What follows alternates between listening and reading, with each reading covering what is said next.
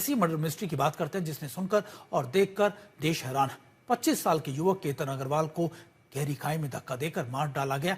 आरोपी उसकी मंगेतर और मंगेतर के दोस्त लगातार साजिश इसके दायरे में है। और लेकिन सवाल यह है कि जिनका जवाब तलाशने पुणे पुलिस के लिए बड़ी चुनौती बन गया।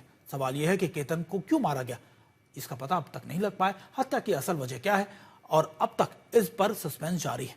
सवाल है और सवाल के साथ नए सवाल भी खड़े हो रहे हैं कि क्या सबूत हैं कि पुलिस कह रही है कि जांच आगे बढ़ेगी।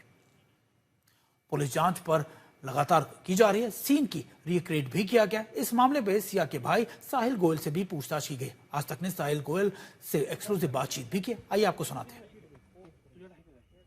7 दिन की पुलिस कस्टडी खत्म होने के बाद आज सिया गोयल और चेतन चौधरी दोनों की कोर्ट में पेशी होगी। थोड़ी देर में ही 7 दिन का इन्वेस्टिगेशन खत्म होने के बाद अब पुलिस उन्हें कोर्ट में लेके जाएगी और 7 दिन की पुलिस कस्टडी मांग सकते हैं। लेकिन उससे पहले फर्स्ट टाइम एक्सक्लूसिवली हमारे साथ है साहिल गोयल, जो सिया के सगे भाई है। इस पूरे मामले में साहिल गोयल ने परसों अपना बयान भी दिया था, आज कोर्ट में पेशी है, क्या कहेंगे? जो भी कोर्ट बोलेगा सर उसका हम पालन करेंगे सर। जो भी कोर्ट का डिसीजन रहेगा उसका हम देखेंगे सर। आपके लॉयर को लेकर कुछ इशू चल रहा है, आपने कहा। मेरे लॉयर को लेके इशू है, जो आशुतोष श्रीवास्तव है उनको हमने कभी भी हायर नहीं किया है। वो हमारे साथ कभी भी कोऑर्डिनेशन में, कभी भी कांटेक्ट में नहीं आए हैं। हम विपुल दुशिंग के साथ आगे बढ़ रहे हैं। ये बात हमने जब उनको भी बताई है तो वो हमको थ्रेट कर रहे हैं।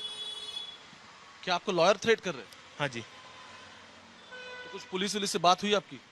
इस टाइम पे अभी तक बात नहीं हुई है सर। पुलिस से बात नहीं हुई? अभी तक बात नहीं हुई सर। तो ये जो मीडिया में आशुतोष श्रीवास्तव आप बोल रहे हो, जो अभी आपके बिहाफ ऑफ यू वो बाइट्स दे रहे हैं, मीडिया के साथ बात कर रहे हैं, क्या वो आपके लॉयर नहीं है? हमारे लॉयर नहीं है। हमने विपुल दुशिंग को हायर किया है, उनकी सर्विसेज के लिए हमने उनको अप्रोच किया है। हम उनके साथ 4 दिन से इस चीज़ के ऊपर काम कर रहे हैं सर। ओके, लेकिन मैंने उनसे बात की थी परसों, तो उनका ये कहना था कि सिया ने इसमें उन्हें दस्तखत दी है। ये उन्होंने फोर्सफुली कुछ किया है, कुछ नहीं है, मुझे मालूम नहीं है सर। ये उन्होंने लॉकअप में उसका सिग्नेचर लिया है। हमको कुछ इस चीज़ के बारे में उन्होंने इन्फॉर्म किया नहीं है, हमको कांटेक्ट किया नहीं, हमारे साथ कोई कोऑर्डिनेशन रखा नहीं है इस चीज़ के ऊपर से सर।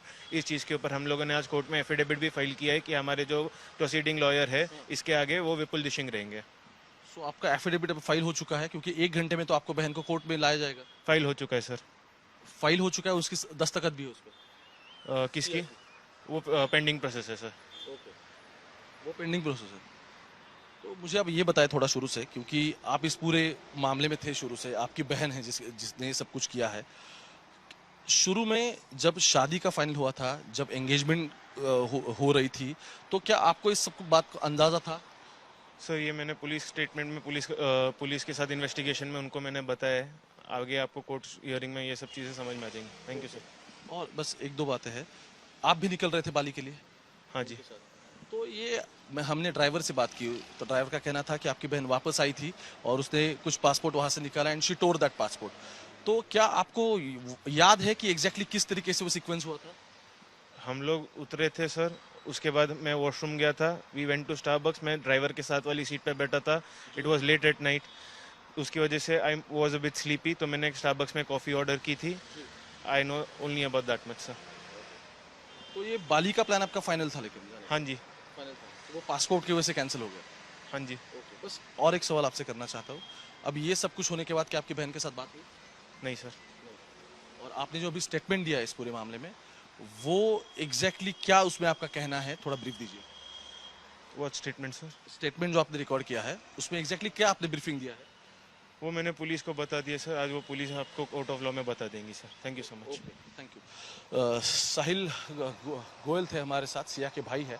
उनका कहना है कि बाली के प्लान में वो शामिल थे। बस इतना ही नहीं, बल्कि ये सब कुछ जब हो रहा था तभी वो उनके साथ थे। लेकिन शुरू में जब सिया की शादी के बाद जब सिया उस पर राजी नहीं थी, तो क्या साहिल थे जो उन्होंने आपके फैमिली के साथ बात की? वो अभी कुछ बातें ऐसी हैं जो साझा नहीं करना चाहते, क्योंकि वो भी कोर्ट की तरफ निकल चुके हैं। कैमरा पर्सन गोपाल हरने के साथ ओमकार बाबले, आज तक पुणे।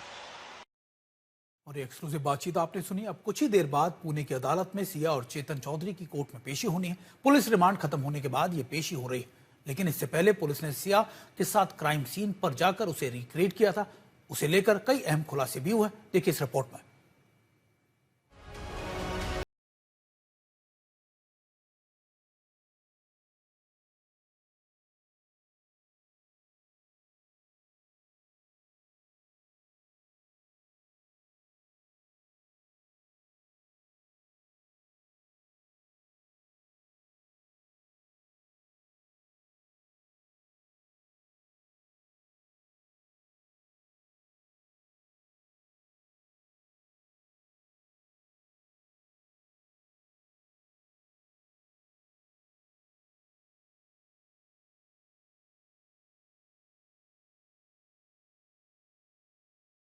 दिया गया था। कैसे केतन 340 फीट गहरी खाई में गिरा होगा।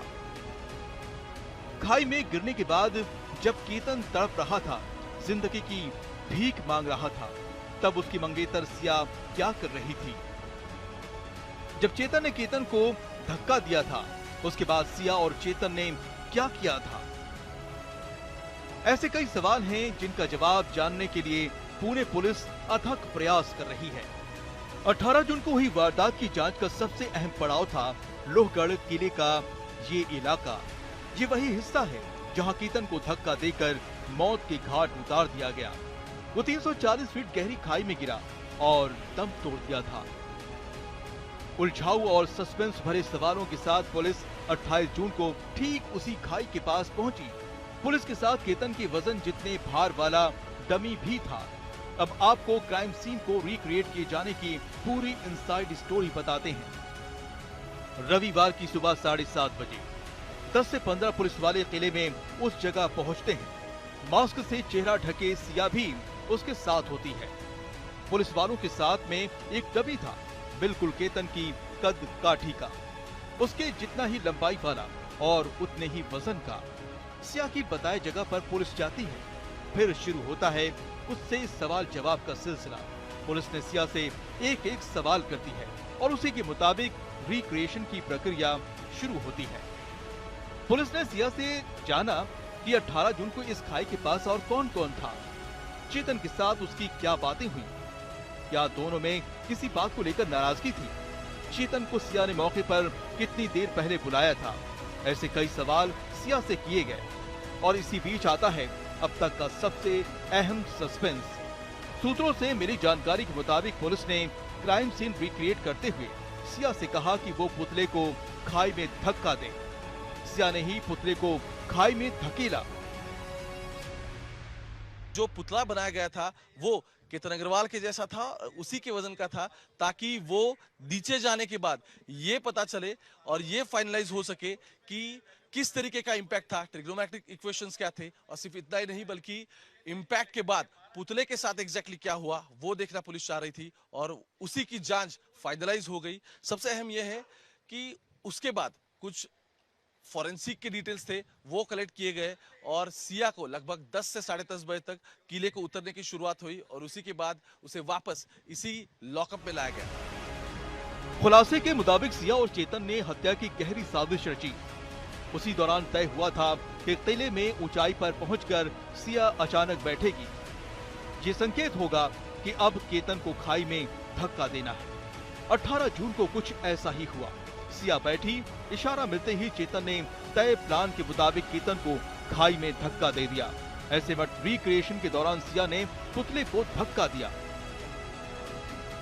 उसमें एक्यूज को वहाँ पे ले जाके घटना कैसे घड़ी है, क्या एक्चुअली हुआ वहाँ पे, उसको कवर किया गया है और उसके साथ आगे जो इंट्रोगेशन या जाब जवाब हो रहे हैं उसमें जो गोष्ठियां अभी हमारे सामने निष्पन्न हो रही हैं वो इन्वेस्टिगेशन के चलते उनको कॉन्फिडेंशियल रख के मैं इतना बोल सकता हूं कि इसमें ये जो केस है इसका जो इन्वेस्टिगेशन है वो प्रगतिवर है। अब पुलिस की तैयारी है कि क्राइम सीन को दोबारा रिक्रिएट किया जाए और अब की बार पुलिस चेतन से पुतले को धक्का देने को कहेगी। पुणे पुलिस की कोशिश है कि सिया और चेतन के गुनाहों से जुड़े सुराग रिक्रिएशन के जरिए हासिल किए जाए, उसे वेरीफाई किया जाए और मामले को अंजाम तक पहुंचाया जाए। श्री कृष्ण पांचाल के साथ ओमकार वाबले, पुणे आज तक।